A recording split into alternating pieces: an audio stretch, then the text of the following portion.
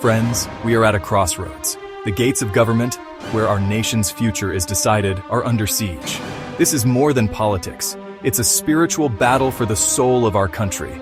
The enemy is working to push through legislation that undermines our foundations while the church is distracted. God is sounding an alarm, calling his people to wake up and take their place as watchmen.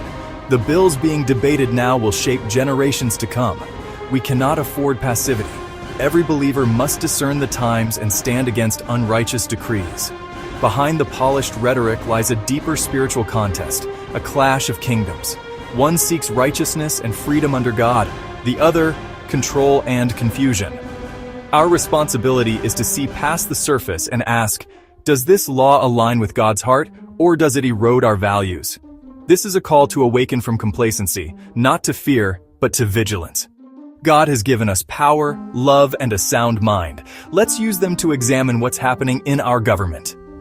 The future is being forged now, and our prayers and actions can shape it for God's glory. The time to engage is now. Two battlegrounds demand our focus: the courts and the classrooms.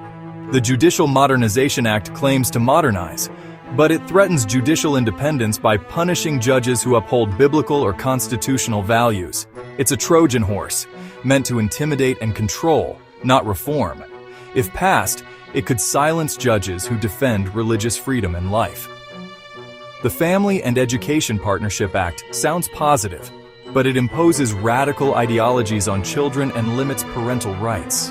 It redefines the family, positioning government above parents and undermining biblical instruction. This is not partnership, it's state control and indoctrination. The battle for the next generation is being waged in our schools and legislatures. We cannot lose this ground. The spiritual and moral future of our nation depends on defending the family and parental authority. Stand firm for truth in both the courts and the classroom. Our children's future is at stake. Isaiah's words ring true today. Justice is driven back, and righteousness stands at a distance. Truth has stumbled in the streets. Our justice system is being twisted by political agendas, with truth replaced by shifting, subjective morality. The Judicial Modernization Act is just one example, bending law to fit narratives, not justice. When truth falls, the vulnerable suffer most, and the system meant to protect becomes a weapon. So-called reforms release harm into communities, while real justice, balancing mercy and accountability, is lost. Our role is to help truth stand again. Pray for our leaders, speak boldly, and support policies reflecting God's heart. We must not let Isaiah's lament be our nation's fate. We are called to repair the breach and restore righteousness, stand for truth, mercy, and justice. The time to rebuild is now. Economic policies matter as much as laws. The Equitable Prosperity Act promises relief, but at the cost of conscience.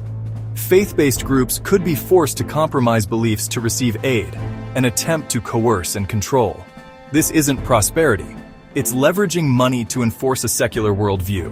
We must advocate for help without surrendering our convictions. Massive spending bills also risk inflation and debt, hurting the poor most. As believers, we're called to steward resources wisely and question policies that mortgage our children's future.